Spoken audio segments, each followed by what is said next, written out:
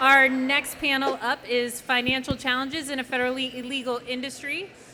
We have with you today our moderator, Steve Gelsi from MarketWatch, Michael Harlow, a partner at CohnReznick, Neil Kaufman, partner managing member of Kaufman, McGowan, PLCC. We also have David Feldman, co-founder and CEO of Skip-Intro Advisors, and Ryan Himmel, VP of Strategic Partnerships for LeafLink. Gentlemen. Okay. Hello, everybody, and welcome to our panel. This is the topic here is finance in cannabis. We're going to try to start off by laying the groundwork for what's going on right now in banking and finance in the industry, the macro picture. Banking is not as much of an issue in some ways compared to the early days of cannabis. Right now, any company can find some form of banking if they look hard enough, but banking fees are higher for cannabis companies. There's no bank lending in the space. Cannabis companies usually borrow through private credit lenders. There are no big money center banks helping cannabis companies. So why don't we start with David Feldman to my right here. David, you helped companies get a lot of funding with the public offerings. So just first introduce yourself and just kind of give us a macro look, because you've been at this for a while now and it's changed a lot. Sure. Hello, everybody. We'll go across. I'll re-ask questions slightly differently for everybody. So go ahead. I'm David Feldman. I'm CEO of Skip-Intro Advisors, also managing partner of a law firm called Feldman Legal Advisors. We work with cannabis and psychedelics companies at every stage of their development, in growth and strategy advice and legal work. So that's our space. With regard to banking and access to capital, the last year and a half has been very challenging. The stock prices of the cannabis companies have dropped precipitously and stayed there, and that's been very difficult for capital raising. In terms of banking and access to banking, it's pretty much there. There are about 700 or 800 banks that say that they are taking cannabis customers under guidelines from the Treasury that came out in 2014 that encouraged banks and financial institutions to take cannabis companies as customers. However, there are a bunch of obligations that come with it, including that they have to do due diligence on the company before they take them on. They have to monitor their compliance while they have them, and they have to file suspicious activity reports with the federal government for every single cannabis company that they take on. So most banks said, no, thanks, we're not going to take on all those responsibilities. Others have said, aha, we're going to take them on, but since we have to do all this work, we're going to charge fees to these cannabis companies in exchange for opening checking accounts. So a lot of companies have complained a lot about the nature of those fees and the amount of those fees, which have been at times a bit gougy, but that is settling down a bit. The banks have started to figure out how to do this more efficiently. Some of them are outsourcing their compliance. Others have built teams in-house. So it's a very interesting time. There is the Safe Banking Act that's starting to work through Congress again. At least I'm not very optimistic about its ability to pass, but I guess we'll leave it at that for now. Okay, Michael Harlow. Yeah, we touched on safe banking. Give us an intro of your firm, and what do you think is going to happen with safe banking? Is it the hope that it should be or could be, or is it not? Yeah. Well, thanks so much for having me today. I had somebody ask me earlier today, like, how long you've been doing tax work in the industry, and I actually think this picture here is a pretty good indication of how long I've been in the industry. Like, when I started in cannabis, I did not have white hair. So that's just an indication how stressful it is to do financial services in cannabis. But CohnReznick is a national accounting firm. We've been working on this space for the past 7 years. We have clients all over the country, including here in New York, so we're very excited to be here. I don't personally think that safe banking is going to be the panacea that a lot of people think it is. I think it's a positive move forward. I think it's important that we see some progress, as the last panel talked about, but it doesn't fix everything. And actually, at the same time that there's more discussion about safe banking, from a practical standpoint, we are seeing more activity by the IRS indirectly related to this. Like David just mentioned. Talk about that. That's great. Yeah, David just mentioned these suspicious activity reports. We've had 2 clients pulled in Northeast states for 8300 audits. And 8300 is the form you're required to file every time you receive more than $10,000 in cash. It's not talked about a lot. It's another administrative burden unique to the industry. What we discovered in this audit was that our client was fully banked. All of our clients are banked. But the client's bank was reporting SARS almost every single day, because the client would collect in their dispensaries the cash receipts, bundle them, and then deposit them at night. Every single day it was over $10,000. So the IRS initiated an audit and came knocking on our door. We were easily able to show the IRS agent, oh, and by the way, touring a cultivation facility with an IRS agent is the most fun you can do as a tax professional. Why is that? Because you get they Get very nervous. They like the merchandise. Yeah, and then you go to leave the facility, and everybody smells, and you remind them like, "Oh, you're going back to the office? You smell like weed," and they get very anxious about that. But we were able to prove to the agent very quickly that our client did not have any 8300 filing reports because under state law, they couldn't collect more than $10,000 from any one person in any transaction at the dispensary level. And what the IRS was actually seeing, what the bank was reporting, was the nightly deposits. So the client did everything they were supposed to do. It was all good, but it was a giant pain in the butt. I mean, I had to fly up. We spent 2 days with the IRS agents, and that's just one example of how this banking issue continues to plague the industry. Okay. Ryan, you're up. Ryan Himmel. So I oversee Corp Dev for LeafLink. For those that aren't familiar with LeafLink, it's the largest B2B marketplace supporting cannabis operators. We have about 50% market share. We do about $5 billion in GMV. A lot of retailers as well as suppliers use our platform to facilitate ordering as well as making payments and facilitating the movement of actual product. So from a safe banking financial services perspective, I'd say that banks are doing a horrible job at servicing the industry. The fact that it costs $2,000 per month to have access to a basic banking checking account is a joke. And so hopefully over the next 2-3 years, we get that pricing down. The experience that customers have to even have access to a checking account is horrible. It takes weeks, if not months, to open up an account. There's no reason why it shouldn't be opened up within an hour or 2 hours like any other small business banking experience. And then access to liquidity is also quite hard to find. You're starting to see some financial institutions toe dip into the space to offer real estate financing as well as equipment financing, but it's really not that significant. And so one of the things that LeafLink offers is the ability to access liquidity through our credit partners. So if you're a retailer and you want to have access to liquidity to fund your supplier purchases, you can do that through LeafLink at a fairly affordable rate. And that's been quite successful for our customers. I'd argue that most of the banks that are servicing the industry are quite small too in size.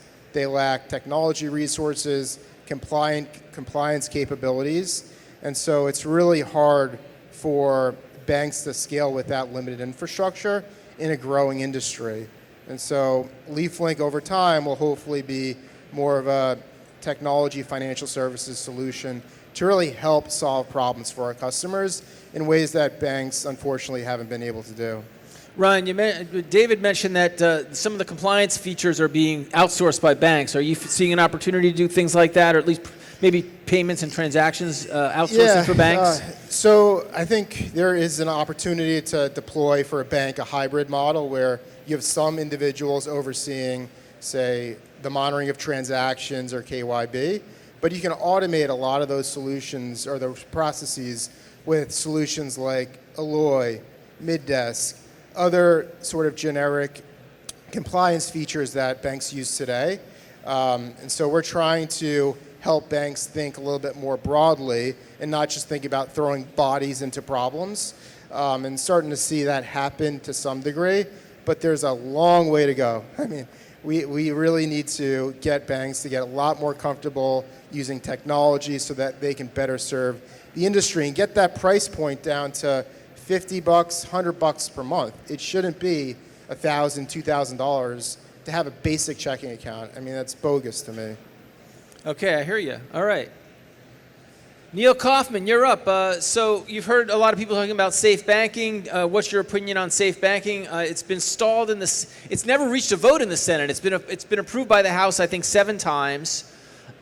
Maybe there's a little known part of the Constitution where if legislation gets approved by the House more than 20 times, it becomes law. I don't know, but they're on their way there. Yeah, if that that's didn't the work case. for Obamacare. No, that didn't work for Obamacare. So give us your macro view on financing. Well, sure. First, you wanted me to do an introduction. Yeah. I'm Neil Kaufman. I'm the managing partner at Kaufman McGowan. We're one of the leading corporate cannabis law firms in the country. We've participated in over $2 billion of cannabis industry transactions. And then in addition to running my law firm, I'm the chairman of the audit committee and on the board of 2 mutual fund families and the chairman of 2 nonprofit organizations.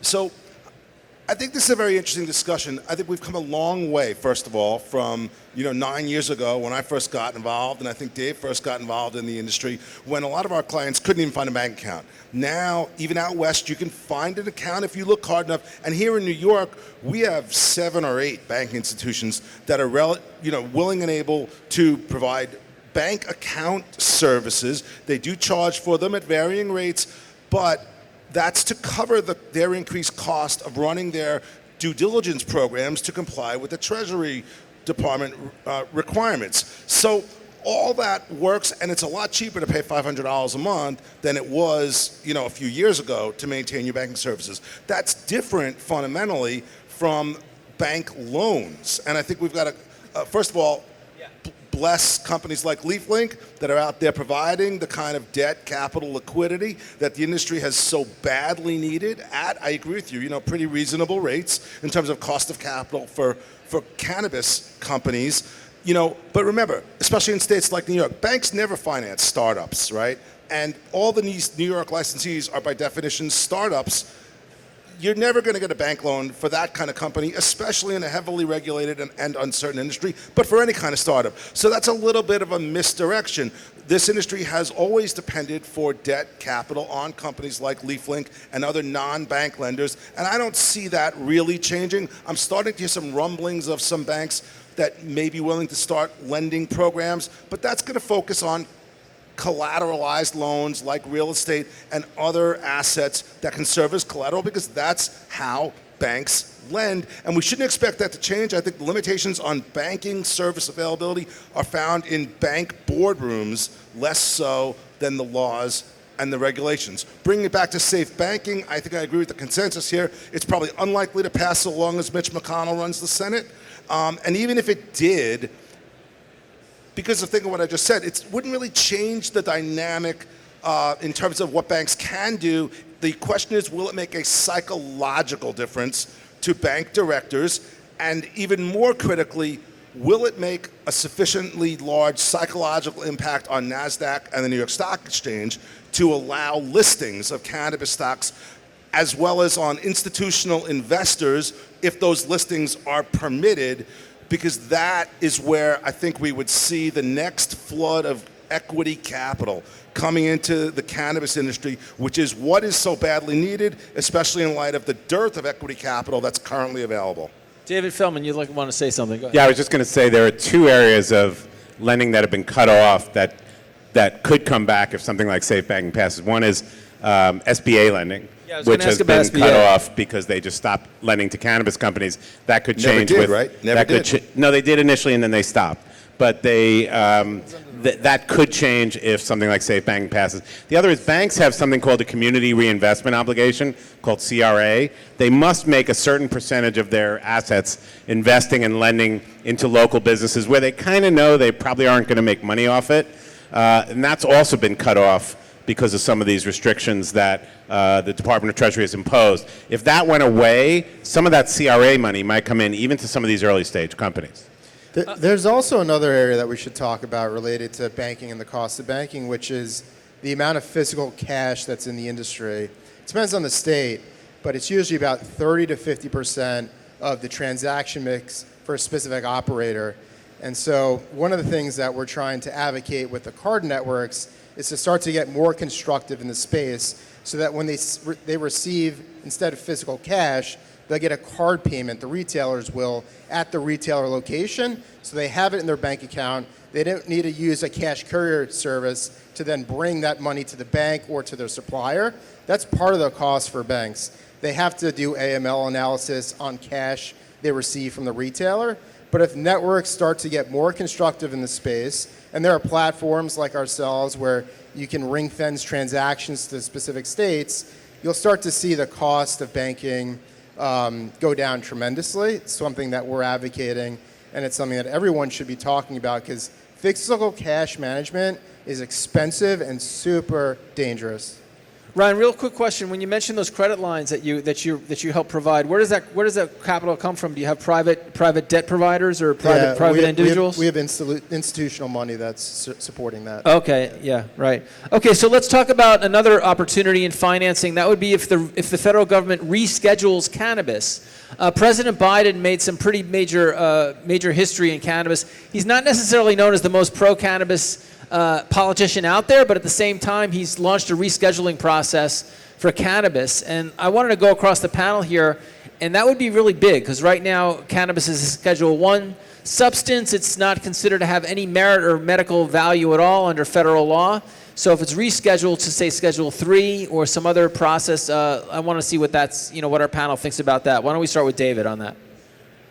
Well, if Biden reschedules to Schedule 3 from Schedule 1, most of the industry want him to deschedule, and even though he's not really in favor of legalization, Biden has said over and over that he does favor decriminalization.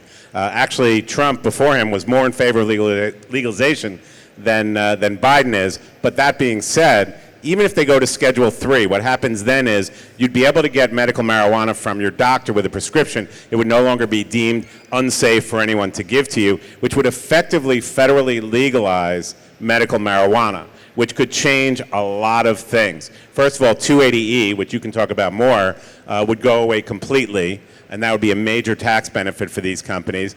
Secondly, I think NASDAQ and the New York Stock Exchange, as Neil was talking about, would then start listing more of these companies. Especially if it's a medical. Well, if it's just medical, then they would have no reason not to do it. And we would suddenly have import-export business, interstate business. It would be like legalizing medical marijuana, as I'm said. And I always tell people, I said 40 countries have already federally legalized medical marijuana, and we haven't even done that. So if he gets to do this, a lot of dramatic, and by the way, the money would start to flow again if this happened. Okay. Michael, what about, so what would that do for 280E? And explain what 280E is if people don't know what it is. So just out of curiosity, how many people in the room have heard of 280E? Okay, good. Wow, this is great. This is a very informed crowd. We're gonna have to ask. You're all gonna have to ask some questions later, because you're all so informed. Okay, go ahead. So what most people know is that 280 does not allow you to deduct in calculating taxable income anything other than cost of goods sold. They don't focus so much on the second part of it. It's no deductions and/or credits. So the credits means that any of the credits that we see that incentivize economic development, the Opportunity Zone credit, the Work Opportunity Tax Credit, which is a payroll drive credit, all of those are not available to cannabis businesses. I personally think cannabis operations ought to be seen as an economic development agent. I mean, the ability to put a cultivation facility in an Opportunity Zone area for redevelopment would be huge, but that's another program that's not currently available because of 280E. So 280E applies to Schedule 1 and 2 narcotics. So if it was rescheduled to 3, 280E would in effect go away overnight. It doesn't do anything retroactively, it's only going forward, but it's still absolutely a positive development. I am a little more apprehensive about Schedule 3. I completely agree it would be a game changer for the medical market. I think it could create big problems for the adult use market. And then you're going to have, because as the last panel discussed, Germany and some other European countries have medical, and we're not seeing their adult use programs take off. So I don't think that's a guarantee that we're going to see relief in the U.S. either. Okay, Ryan, any thoughts on what rescheduling would look like for your company?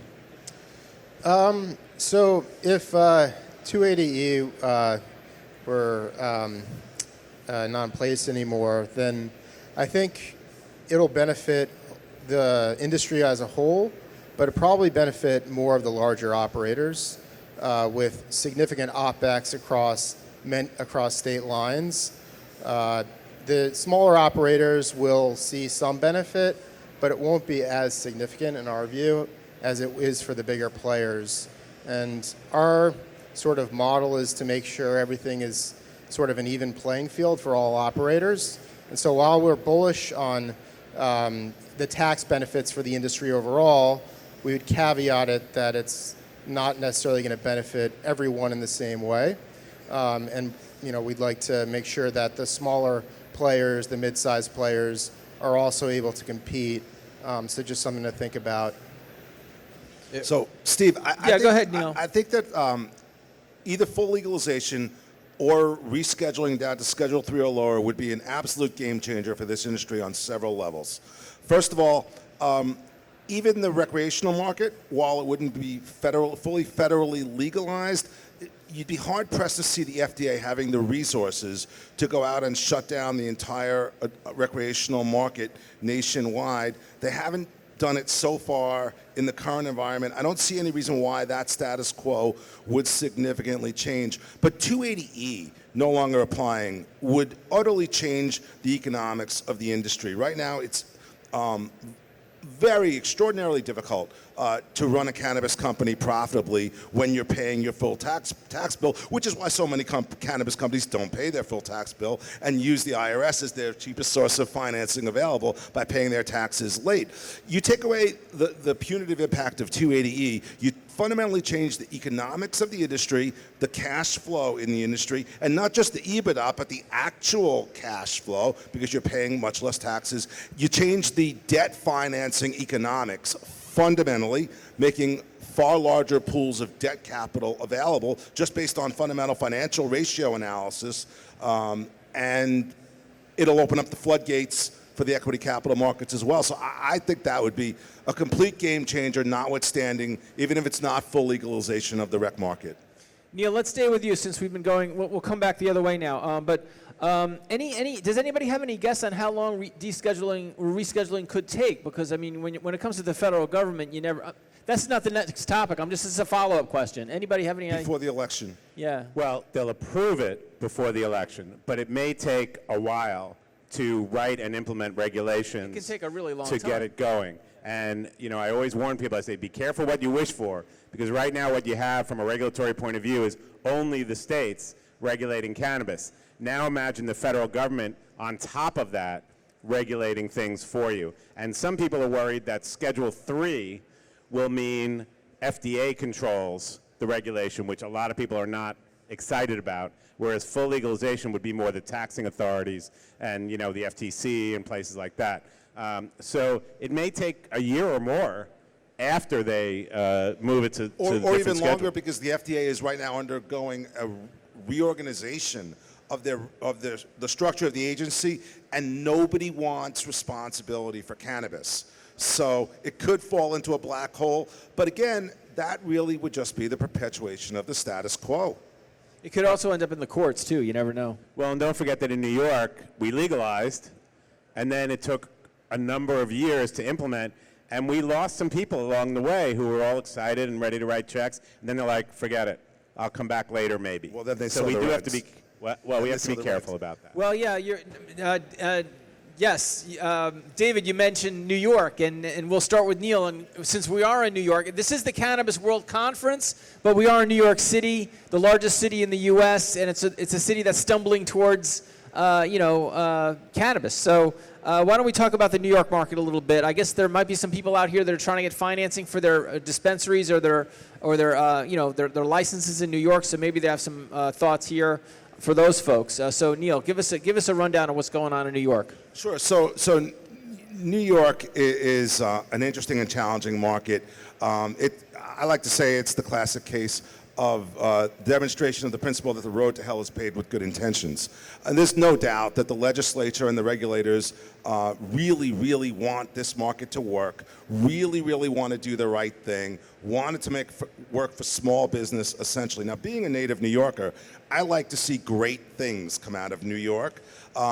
This market is not designed for greatness. It's designed for equity and dispersion of wealth opportunities. And the real challenge is to get the market stood up, functional and investable before it collapses on itself.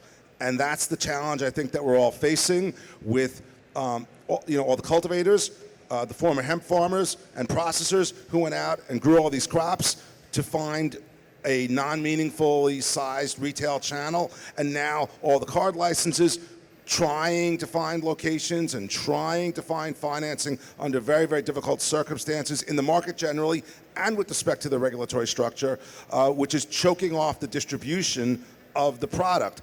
And that's where we find ourselves, and the real question, I think, and challenge that we have is, can we overcome these challenges and find our way to a stable market before all of these early participants get crushed? That's pretty good commentary. We got somebody applauding over there. Ryan, you guys are in New York, right? And how are things going for your company? Are you working with the smaller guys? Are you smaller folks? Are you seeing some growth there? Or Yeah, what's we're it looking working like? with everyone, including the state. We're leveraging a lot of past learnings from other states to try to inform the state on what works and what doesn't. I agree with Neil. The state has the best of intentions. Sometimes it just takes some time for things to work out, but they are slowly making progress. Obviously, there's a really large illicit market too that's continuing to grow, and they're starting to take action with enforcement, which we think is a positive. But what's going to really sort of change the illicit market is more access to legalized product. And so the faster the state can move, the better it is for everyone in the industry, and that's something that we've been championing over the last several months. Okay, great. Michael, what are some of the questions you're getting from people in New York, about their accounting issues or startup issues and challenges that they're facing, maybe getting financing? Yeah, I mean, New York, I don't want to beat a dead horse about the illicit market, but you really can't get around it here in New York. Everything goes back to tax policy and 280E. When you're dealing with competitors that aren't paying 280, they aren't paying taxes, much less 280 taxes, it's impossible to be price competitive. Generally, I think there's a belief that customers going to automatically convert to the regulated market where products are safety tested and know what they're getting. And I think they will, but they're not going to do it if they're paying twice what they're paying in the illicit market. And that price differential, largely driven by product coming from lower cost markets like California and Oklahoma, and the taxes, the built-in 280E and both state taxes, is a big problem. I think you have to get prices down to a comparable level to the illicit market to really stamp out the illicit market. Having said all that, New York's a massive state. It's a massive opportunity. I think it is going to work out. It's going to take time. I live in Washington, D.C., just across the border, and Maryland is coming online with adult use July 1st. Maryland wants to thank New York because Maryland regulators saw what happened here, and they are moving forward with opening that market by July 1st, hell or high water, because they do not want to allow the illicit market to continue to grow in the state. So New York will get there. It's going to take some time. Financing is going to be very difficult. And we still have a lot of card applicants that have licenses that are not operational. So that continues to be a financing challenge. David, there's a couple of things out there that we needed to ask you about that we haven't touched on with New York. The Dormitory Authority of the State of New York and their funding. And also, I guess there's some new news about some accelerated presence of the big MSOs, the big multi-state operators in New York. Right. First, let me agree with everybody that the legislators and OCM and CCB deserve an absolute A+ for effort and desire and intentions, and they are great people who are working really hard to make this work. New York is the greatest country the greatest state in this country. New York City, of course, the greatest city in the world. Best pizza, too. And best pizza, best bagels. And we are going to be the biggest cannabis market of any state in 10 years. And it may take us that long to really sort everything out, unfortunately. And we're doing an experiment that hasn't really been tried elsewhere to focus so heavily on social equity. But what they've done very recently, in part in response to a lawsuit that the big multi-state operators brought challenging some legal moves that the OCM made, and they've responded by saying, all right, we're not going to make the big operators wait as long as we were going to allow them to come in and start opening. The 10 existing medical licensees called registered operators, ROs, registered organizations, they are going to be allowed to open adult use stores by the end of this year. They were previously going to make them wait 3 or 4 years. And that's going to be a big change, and that will help them, and maybe they'll drop their lawsuit. I don't know. But I think the excitement of a balanced market between some big players and lots of encouragement and lots of support from the state for the smaller emerging players could be very exciting. The Dormitory Authority has faced enormous challenges in trying to acquire real estate and offer it to people on a speed that they would have hoped would have happened, and it didn't happen. And then there's a fund, this $200 million fund that the state wanted to set up that should have been set up a year and a half ago. It looks like maybe they're now going to raise some money through a debt offering by the fund. We Yeah, hope. that was something they just passed, yeah.